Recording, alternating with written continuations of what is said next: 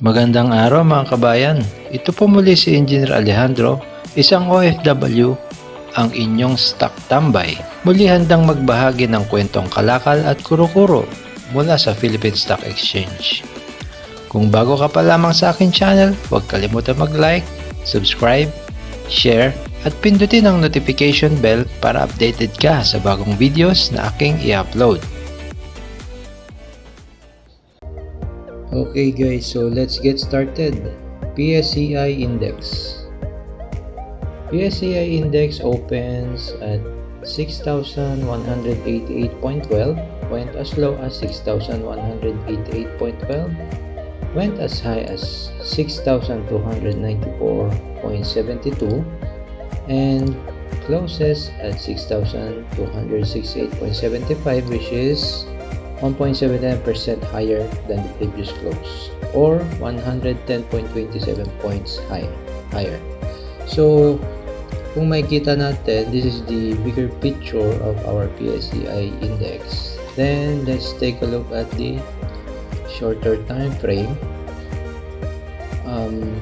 As what we have discussed and been monitoring previously for the past weeks, nakita natin na ang ating index is currently at the consolidation movement, no? At this area dito natin tinitingnan yan, ano? So currently consolidating because here at this point, isama na natin yan. Here at this point, dito siya nag-stop. Okay? That's why in our analysis, guys, ang ating the way how we decide on the market if we want to buy or sell is the technical analysis, and we have mentioned already in the previous video what is the technical analysis. And currently, as we have predicted, nagko-consolidate and nag-bounce siya rito sa area na to, which is the area of support, area of resistance ito, and currently bumabalik na ulit siya doon sa near the area of resistance. And we will by the succeeding weeks, we will know or we will see kung mabe-break niya na ito finally, if this portion will be broken or will be able to pass through this resistance level, then meron na tayong upward attempt for an upward movement, no? So basically yung ating MACD projecting upward siya although below zero level, pero currently projecting upward. So positive yung ating MACD kasi nga projecting upward siya, and then nag-bounce na siya dito sa level na to. So yung moving averages natin, okay, so meron na siyang nagsusupport sa kanya majority ng moving averages, although yung ating 200 and 100 MA are still above our candle. So yun yung magiging first indication. If that's why nabanggit natin, if this will be able to break the resistance level, then definitely mabe-break niya na rin tong 100 MA. And the projection of these moving averages will project upward, so that will be a positive sign for all of us who have been waiting for the index to reverse, no? Okay. And key takeaway, since na-mention natin yung technical analysis, then i-explain lang natin in a very short definition. Technical analysis use support and resistance level, as we have mentioned here, to identify price points on a chart where the probabilities favor a pause or reversal of a prevailing trend. What does that mean? Ibig sabihin, for example, support occurs at the point where a downtrend is expected to pause due to a concentration of demand. Ibig sabihin, ito yung support level na sinasabi niya.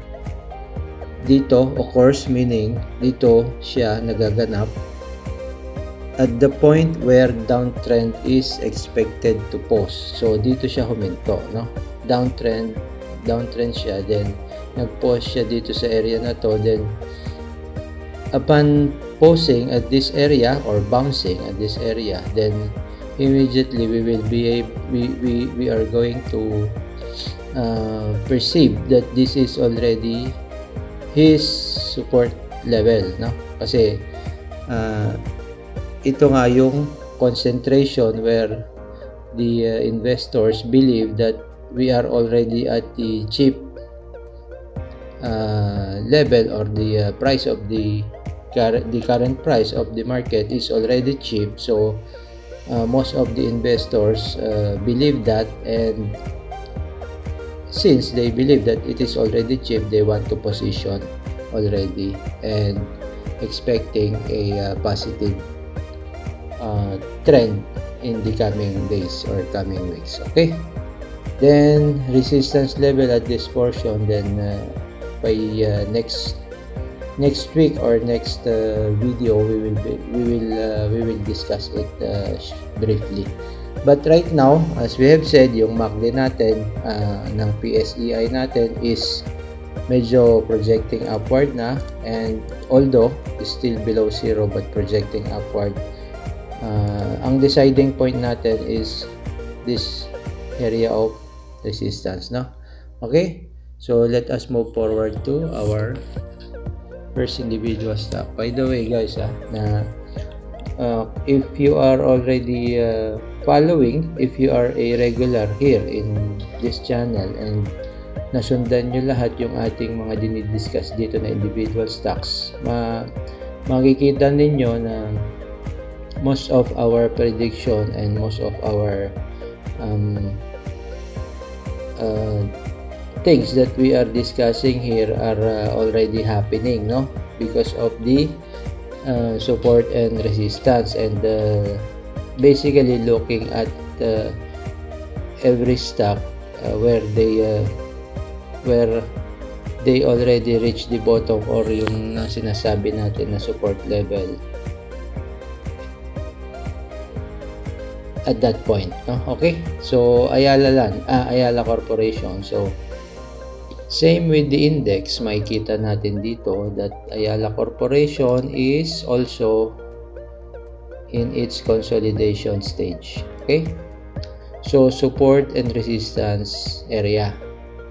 Okay, although meron ditong another resistance level, but basically although nauntog siya dyan, kapag nag-bounce siya, how many times that it already bounced at this level, then basically kinonfirm na niya na ito yung support area natin. So 1, 2, higher low, and then bumagsak ulit, but then hindi naman siya lumapag doon o umakyat ulit including this one. So meaning matibay na yung ating support level.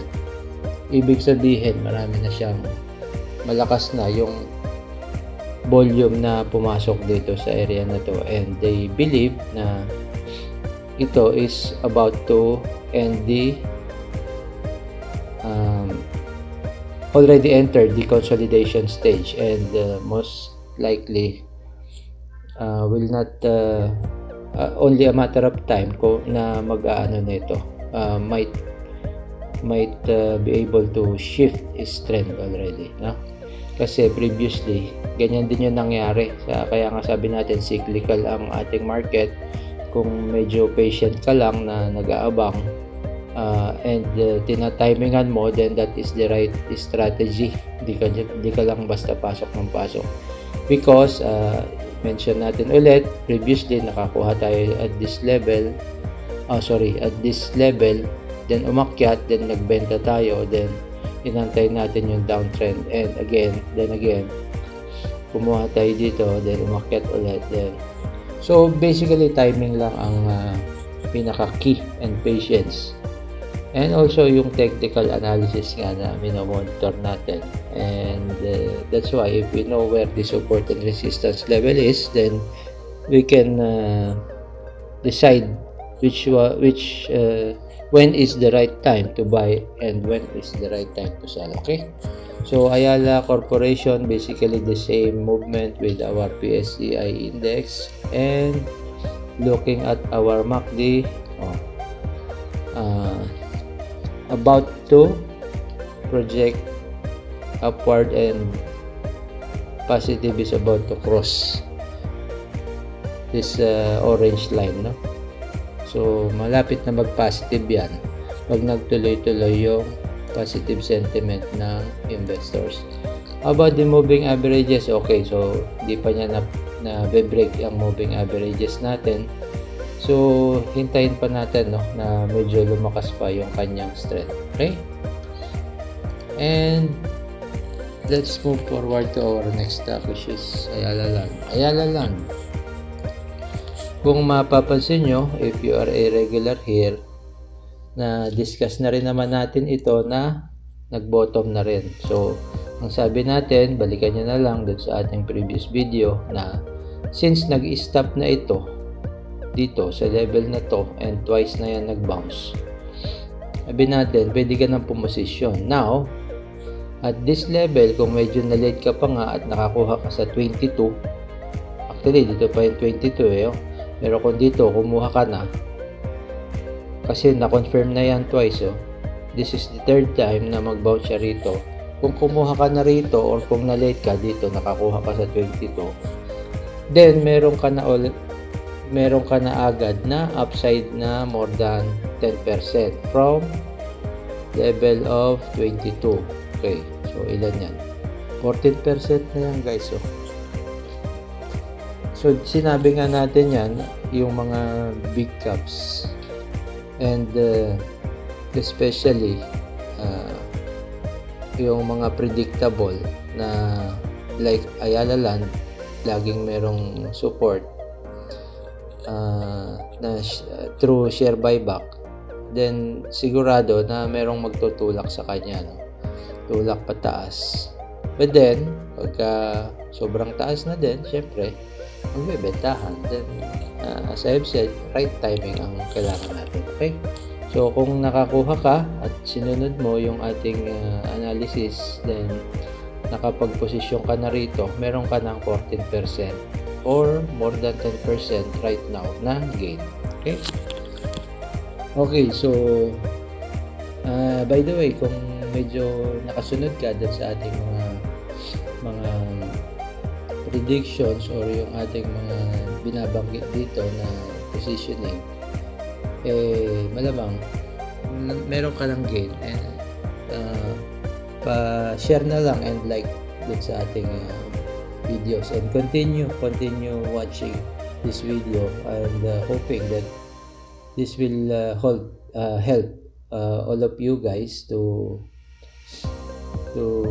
gain something in the market, kasi medyo hindi rin maganda yung perception ng mga investors, most of the investors, dahil nga hindi nila matimingan itong ating market. But then if you are going to go to the basic, then most likely kahit na paunti-unti, ang importante meron kang gain for the entire year, then it will be more productive rather than papasok ka ng mali at maiipit ka for a long period of time, no?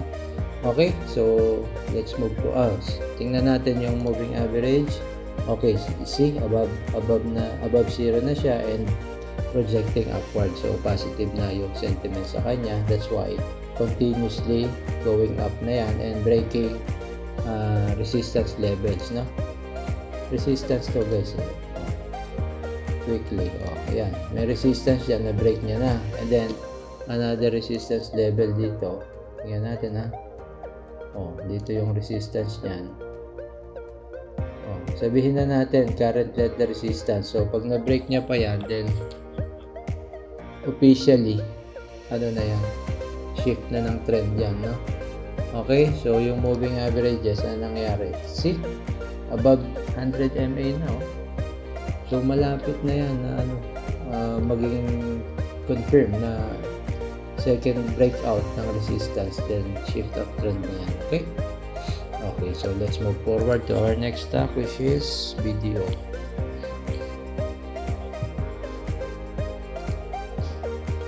Okay, so BDO, ganun pa rin, nasa uptrend pa rin siya.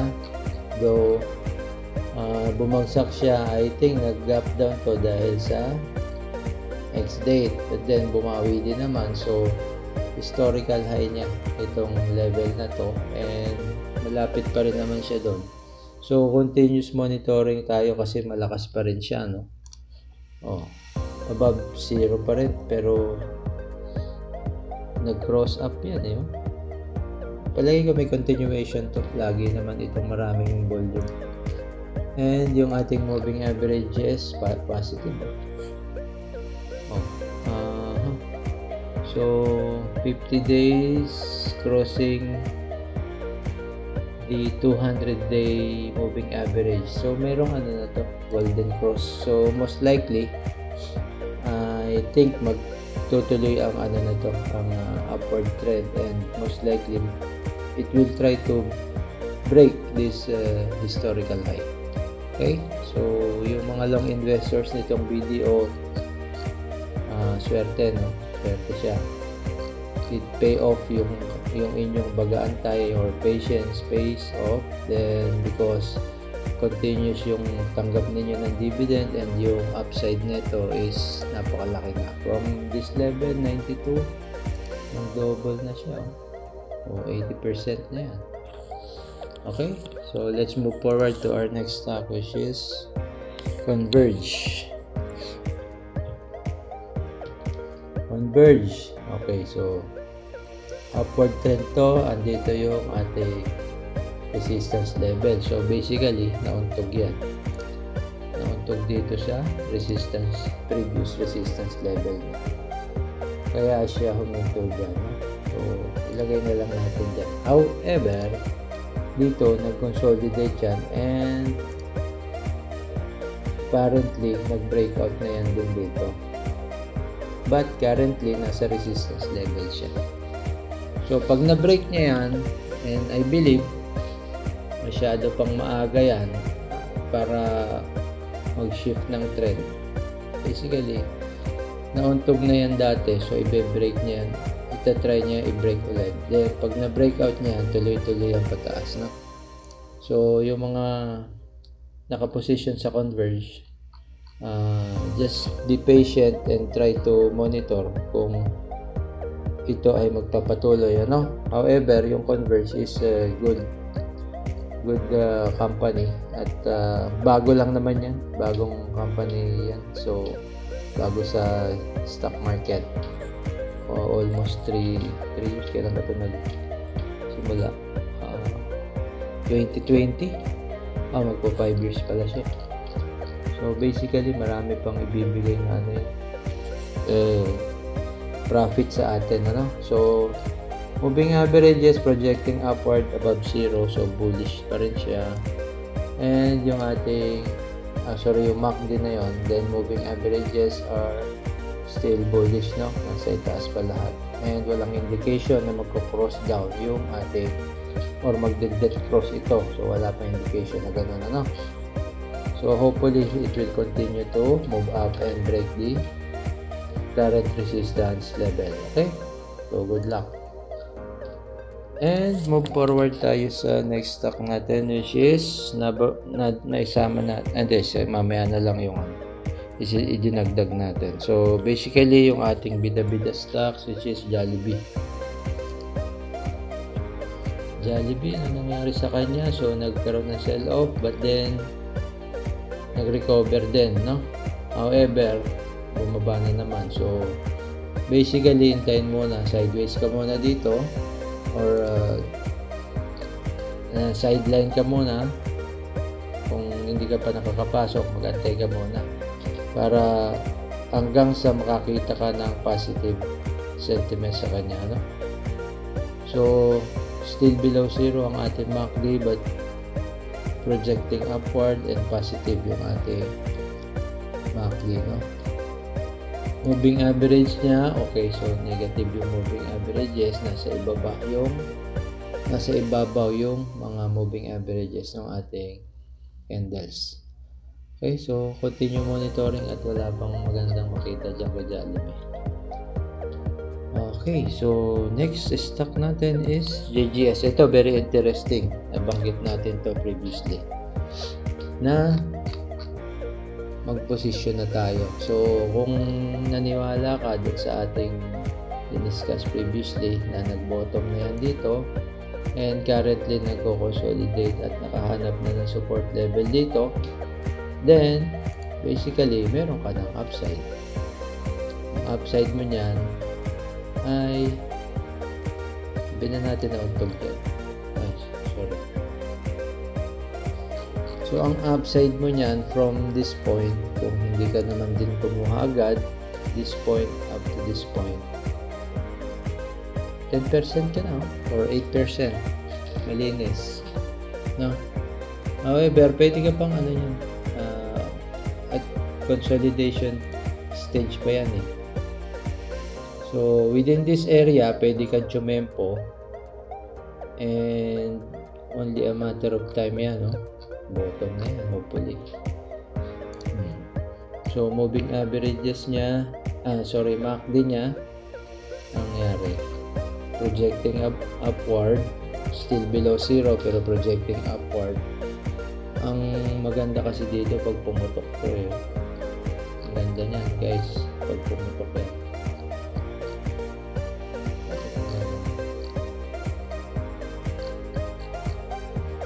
Okay, so moving averages niya, ayun, above na doon sa 4.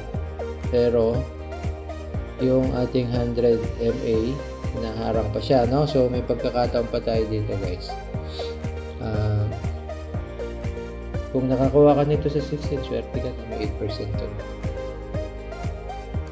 Okay, so move forward tayo guys. Saan tayo? JGS, after that GT Cap. So GT Cap appears to reach the bottom at this level, no? Pero hindi pa yan, indicative pa lang yan, hindi pa natin masasabing confirm. Tingnan natin, no? Pag nag-break yan dyan sa level na yan, ito yung resistance area niya, support, confirm pa, hindi pa siya natin masasabi na concrete yung ating basis, di ba? Although projecting upward, so may pagkakataon pa tayo, but still you have to keep monitoring. Now, yung moving averages niya is okay, so dalawa pa lang, inaharang pa. So once ma-break niya yan, itong level na to, kasabay niyan mabe-break yung 50 days moving average at sunod yan 100. Okay, so may pagkakataon pa tayo dyan sa mga yan. Okay? And move forward tayo sa Metrobank. Ano nangyari kay Metrobank? I think bullish pa rin to eh. Kapangit ng ano natin eh. Yan. Metrobank. Medyo pumangit yung view ng chart natin. So Metrobank, maganda siya. Upward pa rin siya, currently consolidating, and yung ating MACD is ayun, napakalapit sa 0 level. So huwag mo na, keep monitoring muna tayo dyan at medyo hindi magiging undecided tayo. Ayun, dikit-dikit.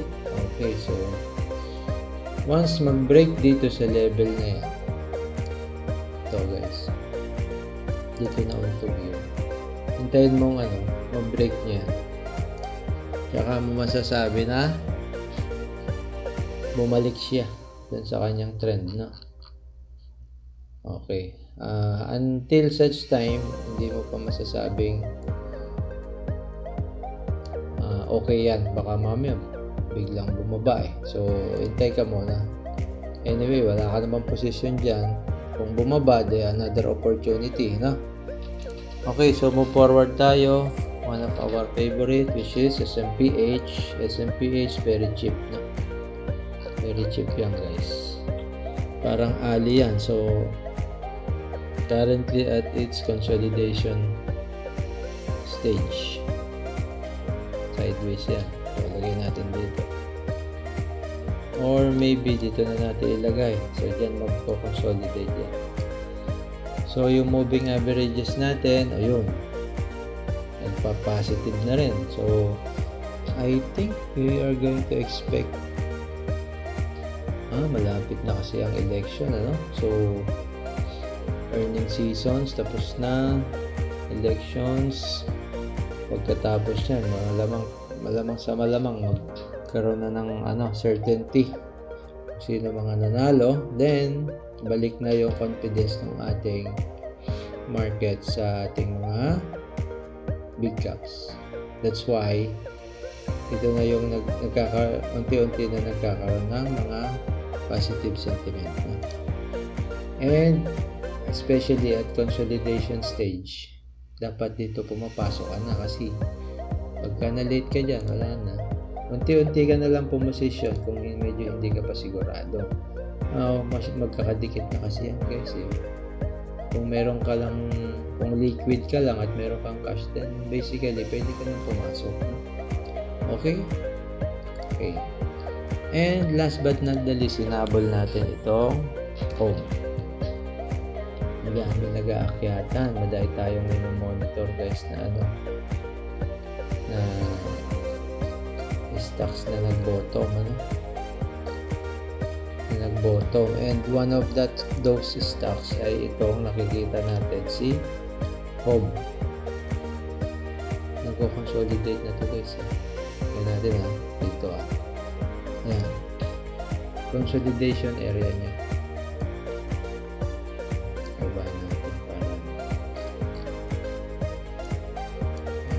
Lakihan natin konti. Yan ang consolidation area niyan. CP mo, ang laki ng upside. At this level, 55. Ano bang inabot niyan dati? Ano bang inabot niyan? Ang laki Baka ka pa dito kung pumitik to ng mataas. Ano yan? 3.4 times 7 700%. Mantakin mo. Ang ganda ang haba na ng consolidation niya. So basically pagkatapos ng election at nanalo, kilala naman natin kung sino may-ari nitong home guys, no? So yung MACD niya medyo positive na rin,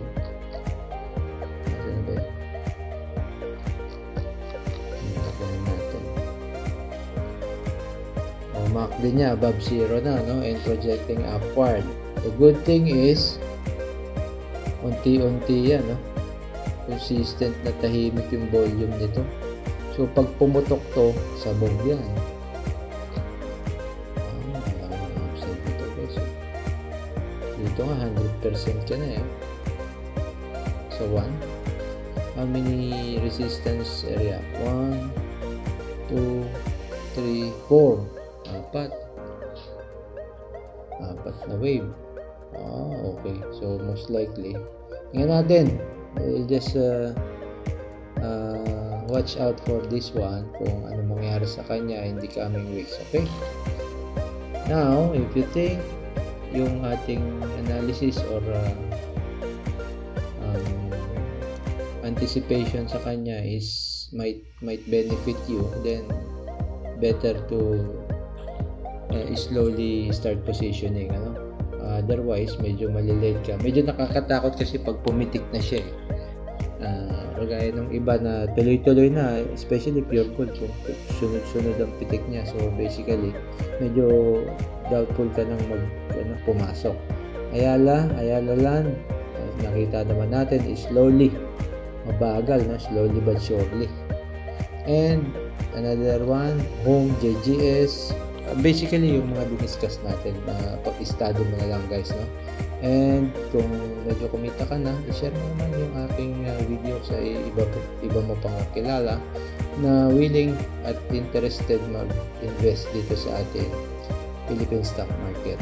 And kung may tanong ka, i-message mo lang, at kung nag-benefit ka naman dito sa pagsubaybay sa aking video, then paki-like and subscribe na rin guys, and paki-share na rin sa ating sa iba pa nating mga kakilala, and let us share the opportunity and the blessings na natatanggap natin, especially kung nakikita natin may opportunities, better na marami ang mag-benefit. Okay, so I guess hanggang dito na lang muna guys, and good luck to us and enjoy the weekend. See you again next week. Bye bye. At yan ang kabuuan ng ating update for this week. Kung kayo merong stocks na nais ninyong maisama sa ating susunod na review, ay maaari po kayo magpadala ng mensahe sa aking YouTube channel na OFW Average Trader. Pwede rin pong ipadala ang inyong mensahe sa aking email address na nakalagay sa description box. Maaari din po kayo mag-send ng message sa aking Twitter o kaya ay sa aking Facebook page na Engineer Alejandro Magno. Take the opportunity while it is offered free. There is no secret to success. We just have to keep going and work harder. We will only lose a battle the moment we stop trying and believing. At dyan po nagtatapos ang ating video sa linggong ito. Huwag kalimutan mag-subscribe, paki-like na din po at i-share na rin ang aking channel sa inyong mga kaibigan, kapamilya, o sa iba pa nating kababayan na naghahanap ng passive income. Hanggang dito na lang po at magandang araw sa inyong lahat. Hanggang sa muli mga kabayan. Ciao!